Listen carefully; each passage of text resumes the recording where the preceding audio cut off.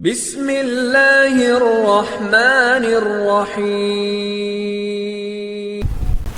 نحمده ونصلی علی رسولہ الکریم اما بعد۔ تو گزشتہ ہفتہ جو درس ہوا تھا اس میں بنی اسرائیل کا تذکرہ آیا تھا۔ بنی اسرائیل کے سلسلے میں اللہ تبارک و تعالی جو انعامات ان پر کیے تھے ان انعامات کا تذکرہ شروع کیا ہے، اور اس سے پہلے والا جو رکوع تھا اس میں اللہ تبارک و تعالی حضرت آدم علیہ السلام کی خلقت کا اور پھر دنیا میں بھیجنے کا اور اس میں کیا حکمتیں ہیں اور کیا چیزیں تھیں پوری تفصیل کے ساتھ بیان کی جا چکی ہیں۔ اب یہاں پر جو ہے سب سے پہلے جیسے کہ میں آپ لوگوں کو بتایا، اللہ تبارک و تعالی بنی اسرائیل کا تذکرہ کرنے کی کیا وجہ ہے یہ بھی بیان کیا کہ حضرت آدم کے بعد جو درجہ آتا ہے، جو مقام آتا ہے وہ حضرت نوح علیہ السلام کا ہے، لیکن ان کا ذکر کیوں نہیں کیا؟ پھر بعد میں حضرت ابراہیم علیہ السلام کا ذکر آتا ہے تو ان میں سے حضرت اسحاق علیہ السلام اور ان کے بیٹے حضرت یعقوب علیہ السلام کی نسل کا تذکرہ، انہیں کو بنی اسرائیل بولتے ہیں، انہی کے اولاد کو بنی اسرائیل کہتے ہیں۔ اور بنی اسرائیل کا جو معنی ہوتا ہے، ترجمہ ہوتا ہے عبداللہ کے معنی میں آتا ہے، تو تمام اللہ کے بندے۔ تو بنی اسرائیل کا تذکرہ اللہ تبارک و تعالی تقریباً اس میں ہزاروں انبیاء کو بھیجے ہیں، اور پھر آخر میں جو اس میں نبی آئے تھے وہ کون تھے؟ حضرت عیسیٰ علیہ السلام، خاتم انبیاء بنی اسرائیل کہتے ہیں حضرت عیسیٰ علیہ السلام کو۔ تو تقریباً اتنے انبیاء اس میں آئے، تو اللہ تبارک و تعالیٰ پہلے اپنے انعامات کو گنوائے۔ انعامات کو گنانے کی وجہ یہ ہے، جیسے کہ میں گزشتہ پیر بھی آپ لوگوں کو بتایا تھا کہ الانسان عبد الاحسان، انسان جو ہے احسان کا بندہ ہوتا ہے۔ جو آدمی جس کے ساتھ احسان کا معاملہ کرتا ہے، اچھا معاملہ کرتا ہے، وہ اس کا غلام بن جاتا ہے، اور وہ اس کا عاشق بن جاتا ہے، وہ اس کا معتقد بن جاتا ہے۔ تو اسی لیے اللہ تبارک و تعالیٰ بھی پہلے یہاں پر اپنے انعامات کا تذکرہ کیا۔ تو پہلے یہی جملہ شروع کیے ہیں، یا بنی اسرائیل اذکروا نعمتی التی انعمت علیکم واوفوا بعہدی اوف بعہدکم۔ یہاں جو وعدہ اللہ نے ان سے لیا، یہ تین طرح کے وعدے تھے۔ ایک وعدہ یہ تھا جو جن کو ہم کہتے ہیں عالم ارواح میں اللہ نے لیا، عہد الست جس کو ہم بولتے ہیں۔ اللہ نے پوچھا کہ الست بربکم، وہاں جو وعدہ کر آئے ہیں ایک وہ وعدہ تھا۔ دوسرا جو وعدہ تھا انبیاء سے اللہ نے وعدہ لیا تھا کہ تمہارے ہوتے ہوئے بھی میرے آخری نبی اگر آ جائے تو تم کو ان کی اتباع کرنا ہوگا۔ اللہ کے نبی علیہ السلام کا اگر کسی نبی کے زمانے میں بھی آ جائے تو وہ نبی کو ہمارے نبی کی اتباع کرنا پڑے گا۔ اسے اللہ کے نبی نے خود فرمایا لو کان موسیٰ حیًّا، اگر موسیٰ بھی اب زندہ ہو تو ان کو نجات نہیں ملے گی سوائے میری اتباع کیے کہ۔ تو اب یہ جو بنی اسرائیل میں آخر میں آئے ہیں، یہ لوگ ہمارے نبی کو نبی نہیں مانتے تھے۔ اب یہ ہمارے حضرت اسحاق علیہ السلام کے خاندان میں جو نبیوں کا سلسلہ چل رہا تھا اسی میں واقع رہنا تھا۔ یہ نبی بھی اگر اسی خاندان میں آتے تو ہم کیا کرتے؟ ان کو نبی مانتے۔ لیکن یہ حضرت اسحاق علیہ السلام کے خاندان میں سے، حضرت یعقوب علیہ السلام کے خاندان سے ہٹ کر حضرت اسماعیل علیہ السلام کے خاندان میں پیدا ہونے کی وجہ سے انہوں نے ہمارے نبی کو نبی ماننے سے انکار کیا۔ تو یہ دوسرا وعدہ انہوں نے توڑا۔ پہلا وعدہ الست بربکم قالوا بلا، اے اللہ تو ہی ہمارا پروردگار ہے، ہم اس کو مانتے ہیں۔ تو اللہ کو جب ہم نے اپنا خالق مان لیا تو اس کے پورے احکامات کو ماننا بھی ضروری ہو گیا۔ تو ایسے ہی اب ہمارے آخری نبی کو نبی ماننا بھی اس میں شامل ہے، اگرچہ الگ سے اس میں نہیں لکھایا جاتا۔ جیسے اس سے پہلے بھی ایک مثال دیا تھا، اگر کوئی آدمی کسی ملک میں پیدا ہو گیا تو اب وہاں کے ہر قانون پر اس کو سگنیچر کرنا ضروری نہیں ہے، ہر قانون پر الگ الگ وہاں پر دستخط کرنا ضروری نہیں ہے۔ وہاں کا پیدا ہونا ہی، وہاں کا سٹیزن بننا ہی وہاں کے قوانین کو ماننے کے برابر ہے۔ اگر نہیں مانے گا، اس کی خلاف ورزی کرے گا، تو وہ یہ نہیں کہہ سکتا کہ مجھے یہ قانون نہیں معلوم تھا، میں نے اس پر دستخط نہیں کیے تھے، میں اس قانون کو نہیں مانا تھا۔ اس کے عذر کو مانا جائے گا، اس کے عذر کو مانا جائے گا، اس کی بات کو نہیں مانا جائے گا، کیونکہ وہاں پیدا ہونا ہی ان باتوں کو مان لینا ہے۔ تو ایسے ہی عالم ارواح میں جب ہم نے کہا کہ قالوا بلا، آپ ہی ہمارے پروردگار ہے، تو ہم نے تمام احکام کو قبول کیا۔ جیسے ایمان مفصل میں ہم کیا کہتے ہیں؟ وَقَبِلْتُ جَمِيعَ أَحْكَامِهِ، کہ ہم نے اللہ کے تمام احکامات کو قبول کیے۔ تو اب اس طریقے سے اللہ نے کہا کہ اگر تم میرے اس وعدے کو مانو گے، ایک تو دو وعدے ہو گئے نا، ایک تو عہد الست میں ایک وعدہ لیا اللہ، دوسرا نبیوں سے وعدہ لیا. جب کوئی نبی کسی بات پر راضی ہو گئے تو حکمی طور پر ان کی امت بھی اس پر راضی ہونے کے برابر ہے. جیسے ایک جماعت ہے، جماعت کے امیر کسی بات کو مان لیے تو اب جتنے ان کے جماعت میں ہیں وہ تمام لوگ ان کو اس بات کو مان لیے گویا کہ. تو ایسے ہی انبیاء نے بھی مان لیا کہ ہمارے ہوتے ہوئے کوئی ہمارے نبی آ جائے، آخری نبی آ جائے تو ہم ان کو کیا کریں گے؟ ان کی اتباع کریں گے، ان کو مان لیں گے. تو ہر نبی کا اس بات کو اقرار کر لینا گویا کہ ان کے امتین نے بھی کیا کر لیے ہیں؟ اقرار کر لیے ہیں، مان لیے ہیں. اب یہ نہیں مان رہے تو ایک تو اللہ کے حکم کو، پہلا جو وعدہ تھا اس وعدے کو بھی توڑنے والے بن گئے. دوسرا جو وعدہ تھا نبیوں نے کیا اس وعدے کو بھی توڑنے والے بن گئے. تیسرا جو وعدہ تھا حضرت موسیٰ علیہ السلام کی قوم بنی اسرائیل کو اللہ تعالیٰ فرعون سے نجات دیا تھا. جب فرعون سے نجات دیا اس وقت بھی اللہ نے وعدہ لیا تھا اور اس وقت کے وعدے کو بھی انہوں نے توڑ دیا. تو پورے 3 وعدوں کو اللہ نے توڑا. اس کا جو ذکر ہے تیسرے وعدے کا سورہ مائدہ میں ہے، دوسرے کا جو تذکرہ ہے وہ سورہ آل عمران میں ہے. تو اللہ تعالیٰ ان وعدوں کو ذکر کر رہے ہیں کہ تم نے ان وعدوں کو توڑ دیا ہے. تو توڑنے کی وجہ سے اب اللہ تعالیٰ کہہ رہے ہیں تم اگر اوفی بعہدکم، تمہارے وعدے کو اگر تم پورا کرو گے، اوفی بعہدکم، اب تم ہمارے وعدے کو پورا نہیں کر رہے تو اللہ تبارک و تعالیٰ بھی کیا کریں گے؟ وعدہ پورا کریں گے.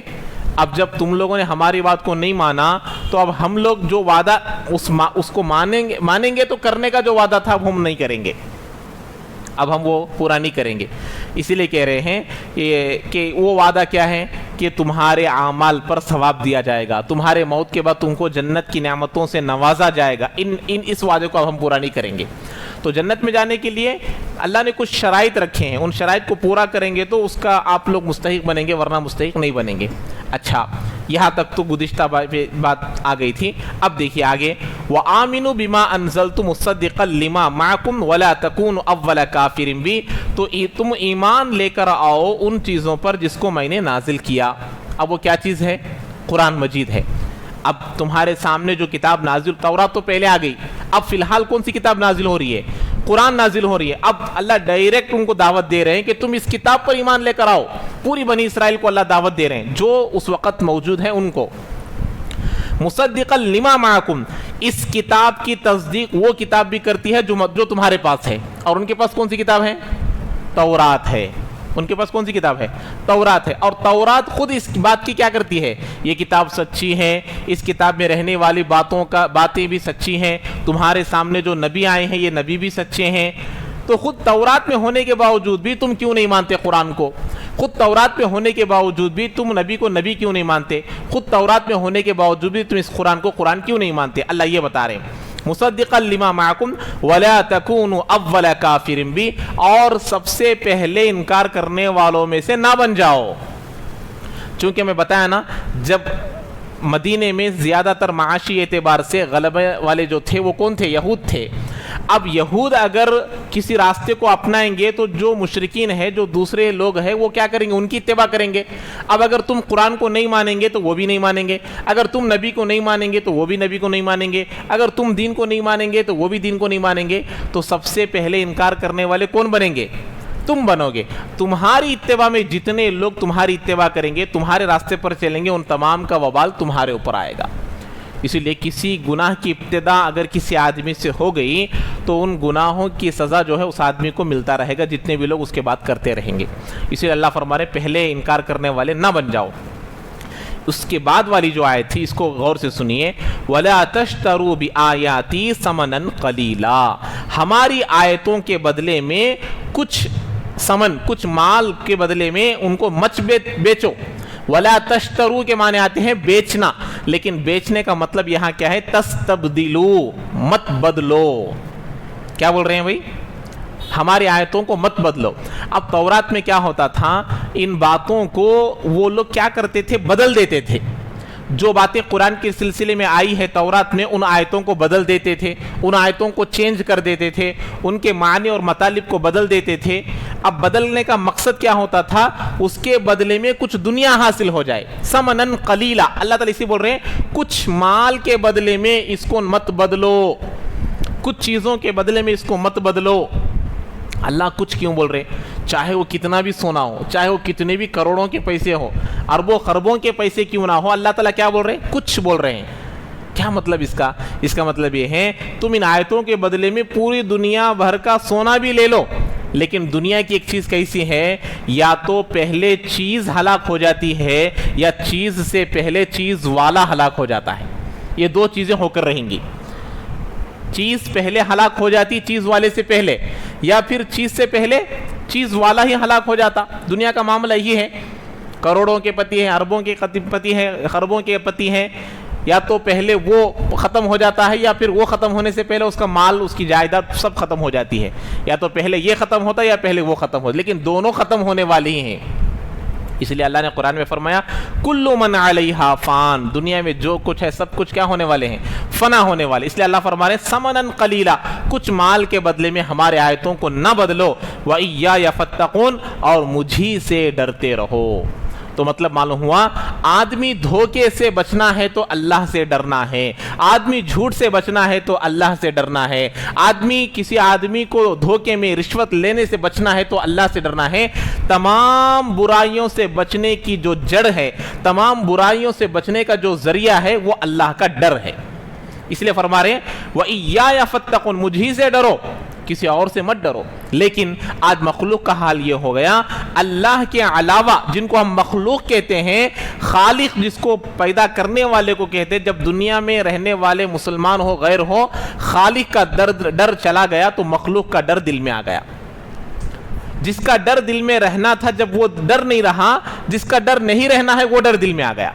مخلوق اللہ کو چھوڑ کر پوری دنیا کی چیزوں کو کیا بولتے ہیں؟ مخلوق بولتے ہیں. اور پیدا کرنے والے کو خالق بولتے ہیں, کریٹر. اللہ کون ہے؟ کریٹر ہے. اللہ ہر ایک کو پیدا کرنے والا. اللہ کو کسی نے پیدا نہیں کیا. جب اللہ کا ڈر نہیں ہے تو کس کا ڈر آ گیا؟ مخلوق کا ڈر آ گیا. اسی لیے پیر ذوالفقار صاحب دامت برکاتہم کے خلیفہ, ان کے شیخ غلام حبیب شاید ان کا نام تھا, جب حضرت امریکہ میں سفر میں گئے تھے, وہاں کے بہت بڑے ایک زو کو حضرت کو بلا لے کر گئے. وہاں جب زو میں اندر تشریف لے گئے تو بالکل ایک شیر سامنے تھا. حضرت کے پاس ایک عصا تھا, اس عصے کو لے کر اس پر سہارا لے کر حضرت کھڑے ہو گئے. پیر صاحب کے شیخ کی بات بول رہا ہوں. تو حضرت وہاں کھڑے رہے, دیکھتے رہے اس شیر کو, ایسے ہی کھڑے ہو کر دیکھتے رہے. ایک 5, 10, 15 منٹ دیکھ رہے ہیں اور اپنے آنکھوں سے آنسو جاری ہو رہے ہیں. تو تمام لوگ وہاں جو تھے, حضرت کیوں رو رہے ہیں, کیا بات ہے؟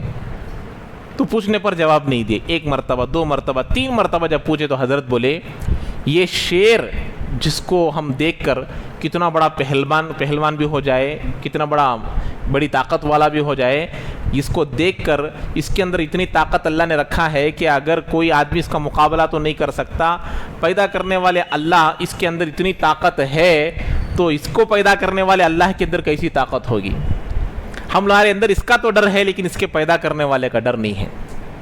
سامنے ایک سانپ آ گیا تو آدمی ڈر جاتا ہے, ایک چپکلی آ گئی تو آج آدمی ڈر جاتا ہے, ایک بچھو آ گیا تو آدمی ڈر جاتا ہے, لیکن اللہ تبارک و تعالیٰ کا ڈر خوف دل کے اندر نہیں ہے. وہی فرما رہے ہیں اگر ان گناہوں سے بچنا ہے تو اللہ کے ڈر کو دل کے اندر لے کر آؤ, اللہ کا ڈر دل کے اندر لے کر آؤ. یہ اللہ تعالیٰ فرما رہے ہیں اللہ کا ڈر دل میں آنا ضروری ہے. یہ ہے تقویٰ, اسی کو تقویٰ کہتے ہیں, اسی کو تقویٰ کہتے ہیں. اور اللہ کا ڈر نہیں رہے گا تو مخلوق کا ڈر دل میں آ جائے گا, اور مخلوق کا ڈر آنے کی وجہ سے آدمی جو ہے گناہوں میں مبتلا ہوتا ہے. اس کے دو رویے ہو جاتے ہیں. مجمع میں اس کا ایک رویہ, تنہائی میں ایک اس کا رویہ ہوتا ہے. مجمع میں اس کی ایک زندگی ہوتی ہے, تنہائی میں اس کی ایک زندگی ہوتی ہے. اس لیے فرماتے ہیں آدمی متقی پرہیزگار ہونے کی سب سے بڑی دلیل یہ ہے کہ اس کی 4 لوگوں کے درمیان جیسی زندگی ہوتی ہے ایسی ہی زندگی تنہائی میں بھی ہو. یہ آدمی متقی ہے. اگر اس کی زندگی تنہائی میں اچھی نہیں ہے تو سمجھو کہ اللہ کے ساتھ مذاق کر رہا ہے, یا اللہ کے ساتھ دھوکہ دے رہا ہے. اس لیے اللہ فرما رہے ہیں کہ مجھ سے ڈرو, وَإِيَّايَ فَاتَّقُونَ, اللہ سے ڈرو. اچھا اب دیکھیے دنیا میں جو گناہ ہوتے ہیں, دنیا میں آدمی جو طلب کرتا ہے, کوئی چیز آدمی حصول کیا بولتے ہیں اس کو, مرتبہ حاصل کرنا چاہتا ہے یا کوئی نفع حاصل کرنا چاہتا ہے, تو وہ 2 چیزوں سے حاصل کرنا چاہتا, اس کا تذکرہ یہاں کر رہے ہیں. اب یہاں بنی اسرائیل ہمارے نبی کی حقانیت کو چھپا کر، ہمارے نبی کی نبوت کو چھپا کر، ہمارے قرآن کی حقیقت کو چھپا کر کیا حاصل کرنا چاہ رہے تھے؟ جو فضیلت اللہ نے ان کو دیا تھا وہ فضیلت باقی رکھنا چاہ رہے تھے۔ یہ بنی اسرائیل تمام امتوں کی سردار تھی ہم لوگ آنے سے پہلے، ہمارے نبی آنے سے پہلے۔ ان کا ایک درجہ تھا، ان کا ایک مقام تھا۔ اس مقام کو باقی رکھنے کے لیے آدمی دو چیزوں پر عمل کرتا ہے، یعنی کہ جھوٹ، ایک مقام، ایک مرتبہ حاصل کرنے کے لیے دو چیزوں سے آدمی حاصل کرنے کی کوشش کرتا ہے۔ مثال کے طور پر دنیا میں لے لیجئے، کوئی آدمی کسی چیز کا بڑا بننا چاہتا ہے، ایسی دو چیزوں سے بنتا ہے، اس کا تذکرہ ہے، ابھی بتاتا ہوں، سمجھ میں آئے گا۔ وَلَا تَلْبِسُوا الْحَقَّ بِالْبَاطِلِ وَتَكْتُمُوا الْحَقَّ وَأَنْتُمْ تَعْلَمُونَ، اور تم نہ ملا، وَلَا تَلْبِسُوا الْحَقَّ بِالْبَاطِلِ، حق کو باطل کے ساتھ نہ ملاؤ۔ اللہ کیا بول رہے ہیں؟ حق کو باطل کے ساتھ نہ ملاؤ۔ وَتَكْتُمُوا الْحَقَّ، اور تم حق کو چھپاتے ہو، وَأَنْتُمْ تَعْلَمُونَ، حالانکہ تم جانتے ہو۔ دو چیزوں سے آدمی کسی چیز کو حاصل کرنے، مقام ہو، مرتبہ ہو، پیسہ ہو، مال ہو، کیسا بھی ہو، ان دو چیزوں سے آدمی حصول جاہ، مقام، مرتبہ، حصول مال، حصول جائیداد، جو بھی ہو، ان دو چیزوں سے، کیا وہ دو چیزیں؟ ایک آ کر آدمی کیا کرتا ہے کہ کوئی چیز ہے، حقیقت کو بدل کر کوئی اور چیز بیان کرتا ہے۔ کوئی چیز حقیقت میں ایک چیز ہے، اس چیز میں کیا کرتا ہے؟ خلط ملط کر دیتا ہے، اس کو بول کر اب وہ چیز حاصل کرنا چاہتا ہے۔ یعنی کسی مقام و مرتبے کا یہ مستحق نہیں ہے، لیکن کب ملے گا؟ جب کسی چیز میں ملاوٹ کر دے گا، جھوٹ حق کو ملا دے گا، ناحق حق کو ملا دے گا، اور اس کے اندر کوئی اور چیز ملا دے گا تو وہ مقام ملے گا۔ تو ایک چیز کیا ہے؟ حق کو باطل کے ساتھ ملا دینا۔ اب وہاں جھوٹ بولے گا، وہاں کوئی اور چیز لے کر آئے گا، وہ بولنے کی وجہ کیا ہے؟ کہ اس کو وہ مقام مل جائے۔ تو یہ دو چیز، یہ پہلی چیز کہ حق کو باطل سے ملانا۔ دوسری کیا ہے؟ وَتَكْتُمُوا الْحَقَّ، اور حق کو چھپانا۔ یہاں نبی کی حقانیت ہے، اس کو چھپا رہے ہیں بنی اسرائیل، حقانیت کو چھپا رہے ہیں، حقانیت کو نہیں دکھا رہے، اور قرآن کی حقیقت کو بھی چھپا رہے ہیں۔ تو ایک تو چھپاتے ہیں، اور ایک سب سے پہلے ظاہر ہونے نہیں دیتے حق کو ظاہر ہونے سے چھپاتے ہیں۔ لیکن اگر ظاہر ہو گیا تو اس میں کیا کرتے ہیں؟ لبس کرتے ہیں، خلط ملط کرتے ہیں۔ اب خلط ملط کریں گے تو وہ مقام ملے گا سمجھ کر۔ تو اسی لیے بنی اسرائیل بھی یہی کام کیے کہ حق کو باطل سے ملا دیے، کہنے لگے کہ یہ نبی نہیں ہے، کہ اب بعد میں بہت ساری چیز تفصیل کے ساتھ خود قرآن بھی بیان کرے گا کہ یہ چیزیں کیا کیا کرتے تھے، کیوں کرتے تھے، وہ تمام چیزیں پھر آپ لوگوں کے سامنے تفصیل کے ساتھ آئیں گی۔ تو ایک تو حق کو باطل کے ساتھ ملاتے تھے، اور پھر دوسری بات کیا تھے؟ حق کو چھپاتے تھے۔ وَأَنْتُمْ تَعْلَمُونَ، اور یہ سب چیزیں کب کرتے ہیں؟ صحیح چیز کو جانتے ہوئے۔ ایک تو آدمی انجانے میں کر رہا ہے، نہ جانتے ہوئے کر رہا ہے، وہ الگ بات ہے، لیکن یہ لوگ کیسے کرتے تھے؟ جان بوجھ کر کرتے تھے۔ تو جان بوجھ کر کرنے والے ہی حق کو باطل سے ملاتے ہیں، اور جاننے والے ہی حق کو چھپاتے ہیں۔ لیکن اب یہ دو چیزوں سے ہٹ کر خلط ملط کیے بغیر حقیقت کو بیان کرنا اور سچ کو نہ چھپانا، یہ اللہ کا ڈر ہونے والے کرتے ہیں۔ اللہ کا ڈر جن کے اندر ہوگا وہ حق کو حق بیان کرتے ہیں، جو چیز حقیقت ہے اس کو بیان کرتے ہیں، اس کو نہیں چھپاتے۔ تو یہ بنی اسرائیل کے اندر ایک خرابی تھی۔ اس کے بعد دیکھیے، اب یہ چیزیں کسی کے اندر آ گئی، حق کو چھپاتا ہے اور حق کو باطل سے ملاتا ہے، وہ آدمی کیا کرنا؟ اس کا علاج اللہ بیان کر رہے ہیں۔ وَأَقِيمُوا الصَّلَاةَ وَآتُوا الزَّكَاةَ وَارْكَعُوا مَعَ الرَّاكِعِينَ۔ اللہ تعالیٰ ان کو حکم دے رہے ہیں، دیکھو یہ چیزیں تمہارے اندر پیدا ہو گئی ہیں، حق کو باطل سے ملا رہے ہیں اور حق کو چھپا رہے ہیں، اس سے بچنا چاہتے ہو نماز کو قائم کرو۔ کس کو قائم کرو؟ نماز کو قائم کرو۔ نماز جب آدمی، اس لیے اللہ نے فرمایا اِنَّ الصَّلَاةَ تَنْهَىٰ عَنِ الْفَحْشَاءِ وَالْمُنکَرِ، نماز جو ہے ہر قسم کی بے حیائی سے روکتی ہے۔ لیکن آج ہمارا حال کیا ہو گیا؟ آدمی نمازیں تو پڑھ رہا ہے، لیکن نماز پڑھنے کے باوجود ان گناہوں کو کرتا ہے جو بے نمازی بھی نہیں کرتا۔ نماز پڑھتے ہوئے نماز پڑھنے والا ان گناہوں کو کر رہا ہے جو بے نمازی بھی نہیں کرتا۔ کیا وجہ؟ اس کی وجہ یہ ہے کہ ہماری نماز نہیں ہے۔ ہماری نماز اٹھک بیٹھک کی ایک عادت سی بن گئی ہے۔ آدمی جب اللہ اکبر بولتا ہے تو خود بخود اس کی زبان چلنی شروع ہو جاتی ہے، وہ ثنا خود بخود پڑھ رہا ہے، تعوذ پڑھ رہا ہے، تسمیہ پڑھ رہا ہے، یہاں تک کہ اس کو خیال بھی نہیں ہوتا کہ میں سورہ فاتحہ کے بس سورت پڑھا ہوں یا نہیں پڑھا ہوں، سورہ فاتحہ بھی پوری مکمل پڑھا ہوں نہیں معلوم، رکوع میں کتنی تسبیحات پڑھا ہوں نہیں معلوم، تو دھیان اس کا کسی اور جگہ ہے۔ اسی لیے علامہ اقبال رحمۃ اللہ علیہ کا شعر بار بار یاد آتا ہے کہ تیرے سجدے تجھ کو کافر نہ بنا دے، تو جھکتا کسی جگہ ہے اور سوچتا کسی اور جگہ ہے، جھکتے ہیں اللہ کے سامنے اور سوچتے کسی اور جگہ ہے۔ تو اس لیے اللہ فرما رہے ہیں نماز قائم کرو، یہودوں سے بول رہے ہیں نماز قائم کرو، یہ برائیاں تمہارے دلوں سے چلی جائے گی۔ تو اسی لیے اپنی نماز کو نماز بنانا ہے۔ اقیم الصلاۃ، اللہ تعالیٰ جہاں پر بھی دیکھیے اقیم الصلاۃ بولتے ہیں، اس کا مطلب کیا ہے؟ نماز کو قائم کرو۔ اور ہمارا حال یہ ہے، مسلمانوں کا حال یہ ہے، جب دل میں آتا ہے اس وقت نماز پڑھ لیتے ہیں۔ یہ اقیم الصلاۃ نہیں ہے، یہ کیا ہے؟ یہ دل کی نماز ہے۔ جو آدمی پابندی کے ساتھ 5 وقت کی نماز پابندی کے ساتھ پڑھتا ہے وہ اقیم الصلاۃ ہے۔ اگر کوئی آدمی فجر پڑھا، ظہر نہیں پڑھا، عصر پڑھا، مغرب نہیں پڑھا، یا جمعہ میں ایک مرتبہ پڑھتا ہے، یہ اللہ کی نماز نہیں ہے، یہ آدمی کی خود کی نماز ہے۔ لیکن آج کیا ہوا؟ آج ہمارے مسلمانوں کے اندر یہ ایک عادت سی بن گئی ہے کہ مسجدوں کو بڑی بنانے کی فکر کرتے کہ مسجد چھوٹی ہو رہی ہے بڑی کرنا، مسجد چھوٹی ہو رہی بڑی کرنا۔ اکثر جگہ بات چلتی ہے، پوچھا گیا کہ بھئی مسجد کیوں بڑی بنانا چاہ رہے ہیں؟ نہیں، مسجد چھوٹی ہو رہی۔ کب چھوٹی ہو رہی؟ جمعہ میں چھوٹی ہو رہی۔ کب چھوٹی ہو رہی بھائی؟ جمعہ میں چھوٹی ہو رہی۔ تو میں اب یہ جو بڑی بنانا چاہتے ہیں ان لوگوں سے سوال کرنا چاہتا ہوں، کیا مسجدیں جو ہیں صرف جمعہ کی نماز کے لیے بنائی جاتی کیا؟ 5 وقت کی نماز کے لیے بھی مسجد چھوٹی بن رہی تو اس وقت مسجد بڑی بنانا، صرف جمعہ کے لیے مسجد بڑی بنانے کی ضرورت نہیں ہے۔ جس دن کوئی یہ کہیں کہ ہماری مسجد 5 وقت کے لیے چھوٹی ہو رہی ہے تو یہ ہمارے لیے بڑی خوشخبری کی بات ہے۔ لیکن ایسا مقام و مرتبہ، یہ ایسا جملہ سننے کے لیے آج تک نہیں ملے گا آپ کو جمعہ میں۔ اور ہم لوگ خود جو ہے ان کو جمعہ کا عادی بنا رہے ہیں۔ جب ہم لوگ مسجدیں بڑی بنائیں گے تو وہ خود جمعہ کے لیے آئیں گے۔ تو ہم لوگ 5 وقت کی نماز کی دعوت دینا اور 5 وقت کی نماز پڑھنے کے لیے ہی بولنا ہے۔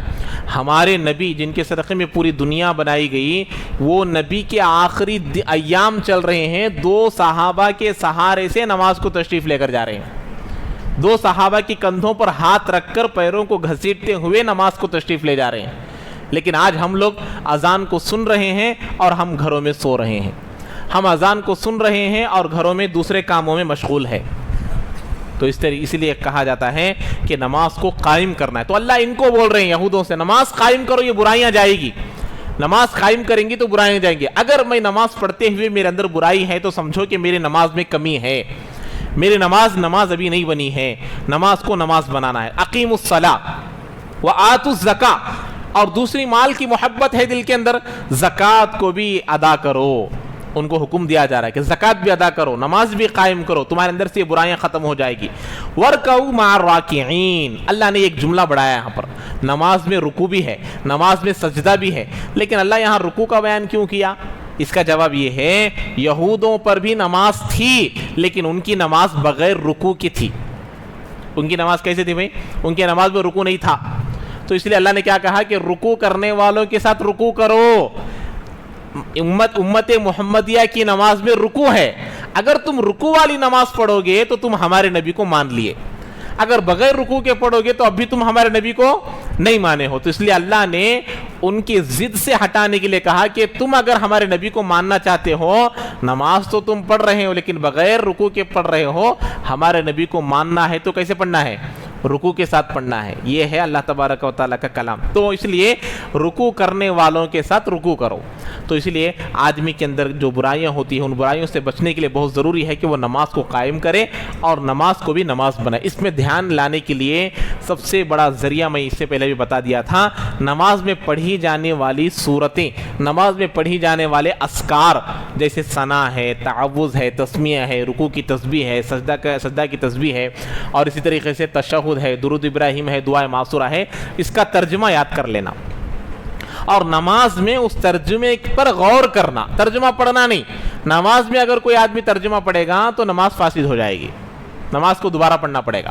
نماز میں ان عربی کے علاوہ کوئی اور لفظ نہیں چلتا، تو اسی لیے اگر کوئی آدمی نماز میں خشوع خضوع لانا چاہتا ہے تو جو چیزیں ہم لوگ پڑھتے ہیں نا اس کو ترجمے سے یاد کر لینا۔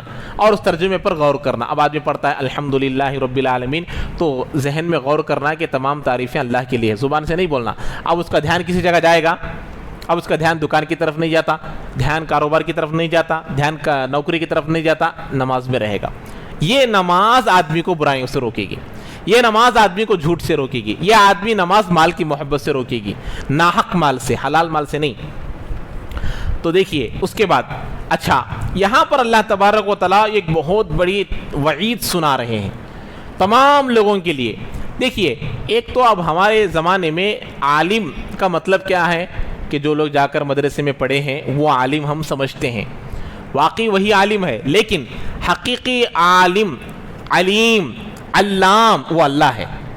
حقیقی عالم, حقیقی علامہ کون ہے بھئی؟ وہ اللہ ہے. اللہ کا علم جو ہے اللہ کی ایک صفت ہے, اس میں سے کچھ حصہ علماء مدرسے میں ہو کر یاد کر لیتے ہیں, سیکھ لیتے ہیں, اس بنا پر ان کو عالم بولتے ہیں, ورنہ حقیقی عالم تو کون ہے؟ اللہ ہے.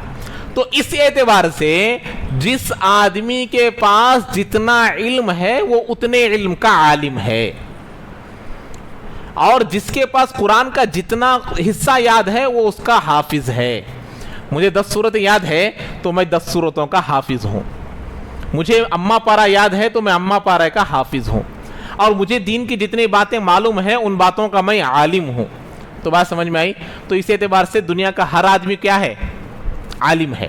لیکن کچھ مرتبہ بڑا ہوتا ہے, کچھ مرتبہ چھوٹا ہوتا ہے, کوئی زیادہ علم, کوئی کم علم, کوئی متوسط درجے کا علم ہوتا ہے. اللہ تعالیٰ ان تمام لوگوں کو ایک حکم بیان کر رہے ہیں. دیکھیے اتأمرون الناس بالبر وتنسون انفسکم وانتم تتلون الکتاب افلا تعقلون.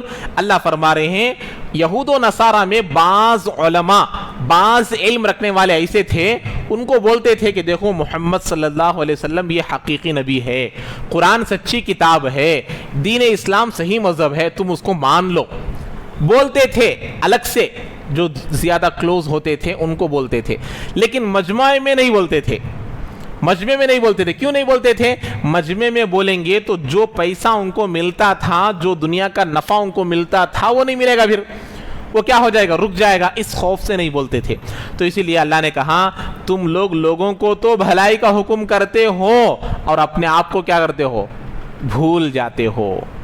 لوگوں کو بول رہے کرو کرو, لیکن خود کیا کرتے ہیں؟ بھول جاتے ہیں. تو اسی لیے اللہ کو یہ لوگ پسند نہیں ہے جو خود دوسروں کو تو دعوت دیتا ہے لیکن اپنے آپ کو بھول جاتا ہے, اپنے آپ کی فکر نہیں کرتا. تو اللہ فرما رہے ہیں کہ دیکھو تم لوگوں کو تو بھلائی کا حکم کرتے ہو اور خود بھول جاتے ہو اپنے آپ کو. وانتم تتلون الکتاب, حالانکہ تم خود کتاب بھی پڑھتے ہو. اللہ نے قرآن, اللہ کے نبی کی حدیث مبارکہ بھی ہے نا, اللہ کے نبی فرمایا لا تزول قدم ابن آدم یوم القیامت عند ربہ حتی یسأل عن 5. 5 سوالات جب تک ابن آدم سے نہیں کیے جائیں گے اس کے پیر اس کی جگہ سے نہیں ہلیں گے.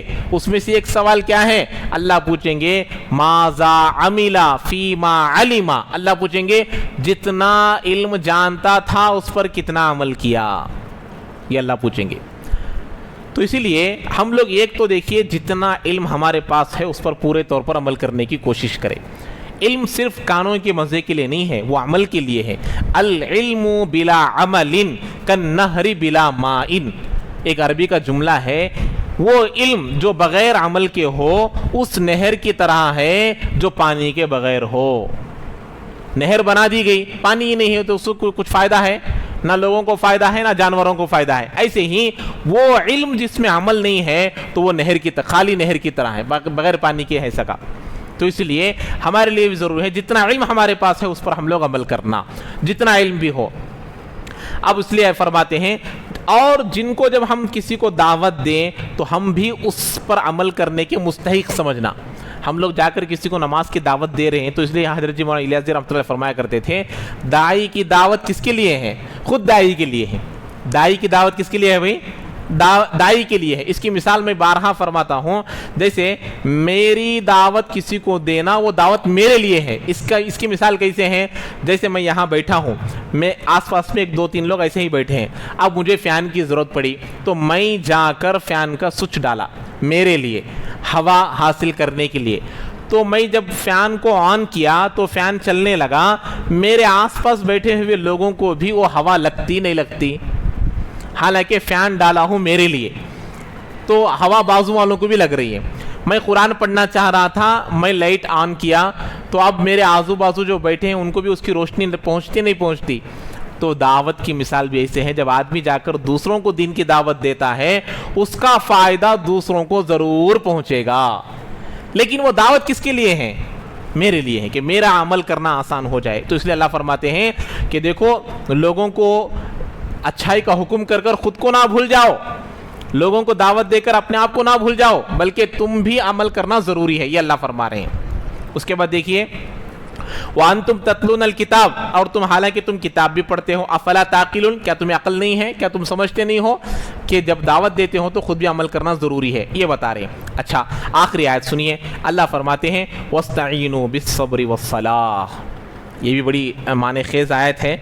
इसमें अल्लाह ताला फरमा रहे हैं कि देखो, सब्र, अल्लाह ताला मदद मांगने का एक आला दे रहे हैं, एक क्या कहते हैं, इंस्ट्रूमेंट अल्लाह ताला दे रहे हैं कि तुम लोग मदद चाहो कैसे।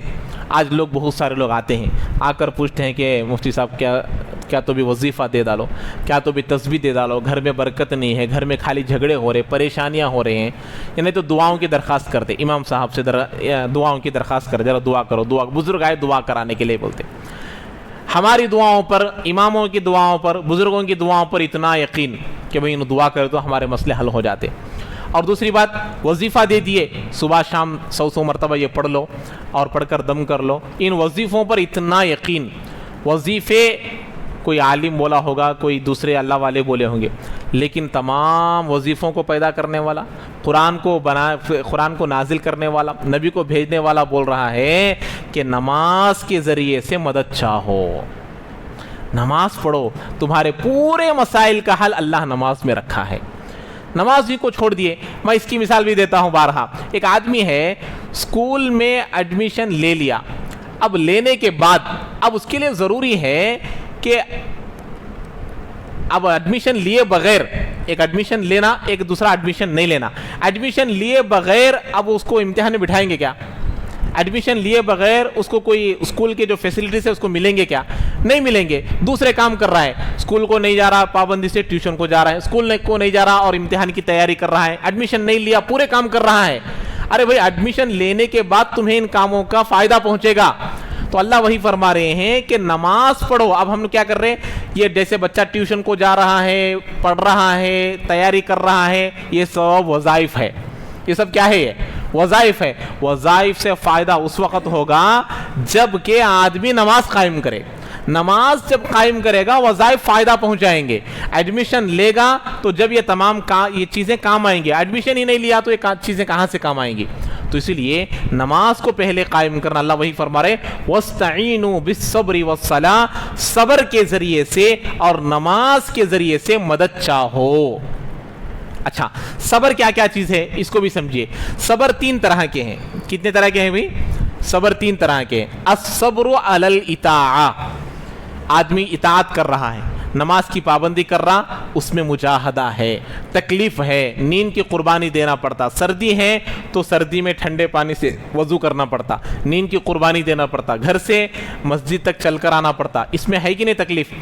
अल्लाह के रास्ते में जाना, हज को जाना, कितनी गर्मी है, 50 पर 5 डिग्री की गर्मी में हज कर आ रहे हैं, तवाफ़ करना, सही करना, अपने मुल्क छोड़कर जाना, खाने में सब्र कर, ये तमाम चीज़ें इताअत में सब्र।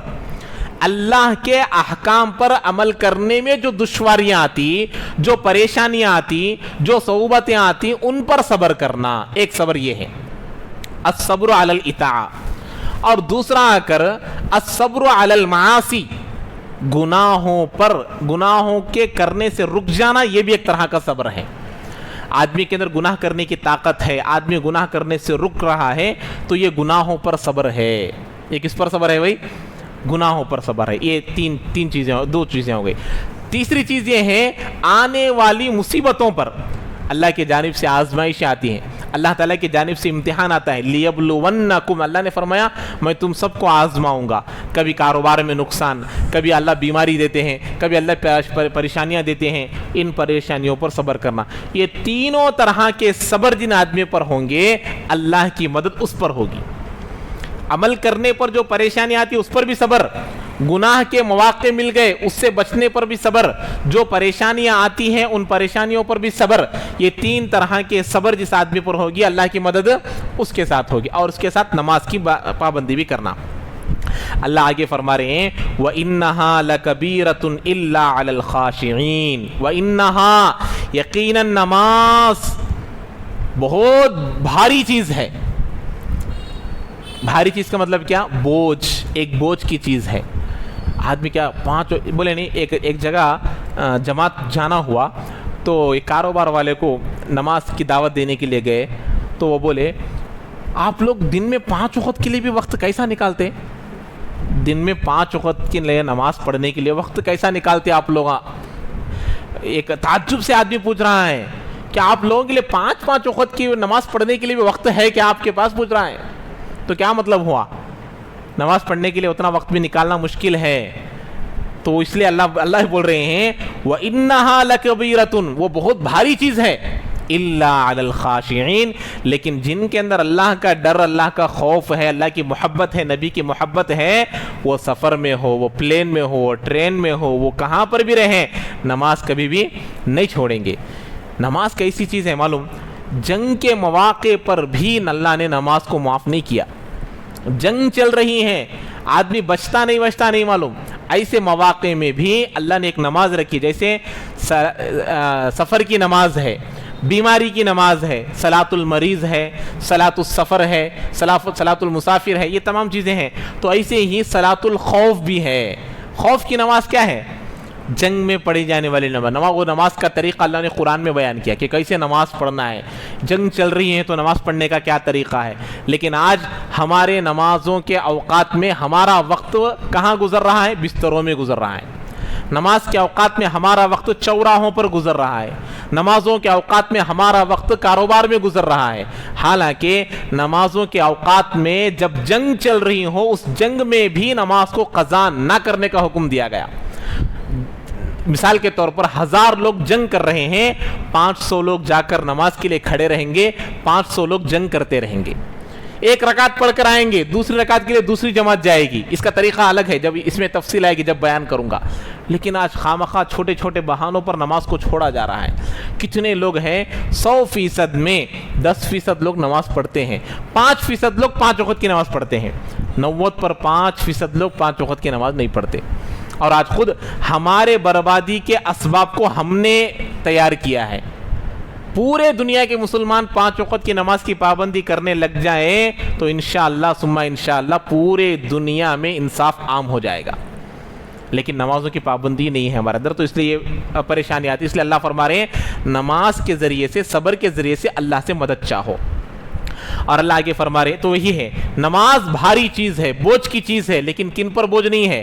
جن کے اندر اللہ کا ڈر ہو، خشیت ہو، خوف ہو، ان کے اللہ وہ بڑی چیز نہیں ہے۔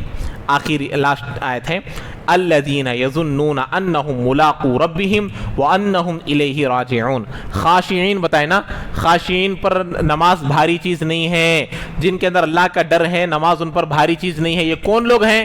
اللہ ان کی تعریف کر رہا ہے۔ وہ کون لوگ ہیں؟ جو لوگ یقین رکھتے ہیں اس بات کا کہ وہ ملنے والے ہیں اللہ سے۔ یہ کون لوگ ہیں؟ نماز کی پابندی کرنے والے کون لوگ ہیں؟ جو اللہ سے ملنے کا یقین رکھتے ہیں کہ بھئی مجھے اللہ کے پاس جانا ہے، اللہ سے ملاقات کرنا ہے۔ وَأَنَّهُمْ إِلَيْهِ رَاجِعُونَ، اور اللہ ہی کے طرف لوٹ کر جانا ہے۔ ان باتوں کا یقین جو رکھتے ہیں ان لوگوں پر نماز بھاری چیز نہیں ہے۔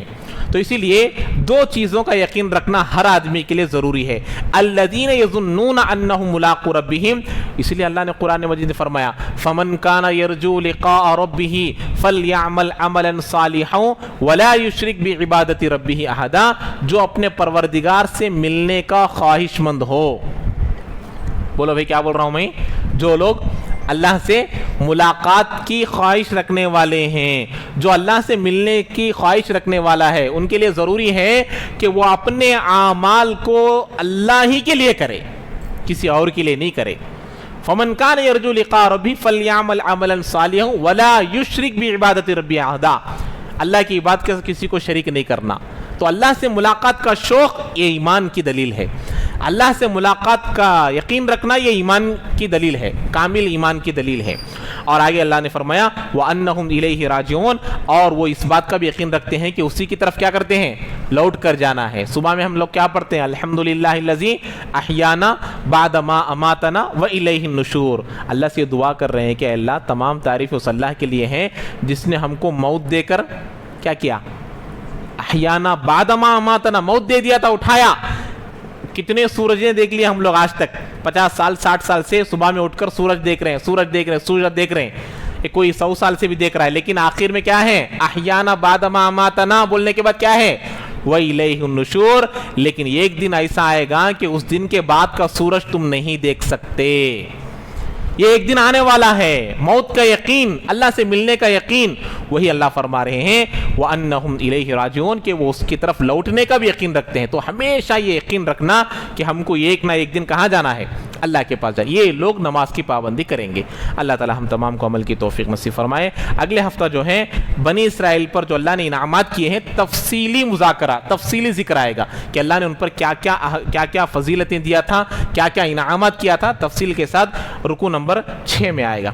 اللہ تعالی ہم تمام کو عمل کی توفیق نصیب فرمائے۔ سبحان اللہ وبحمدہ، سبحانک اللہم وبحمدک، ونشہد ان لا الہ الا انت، نستغفرک ونتوب الیک۔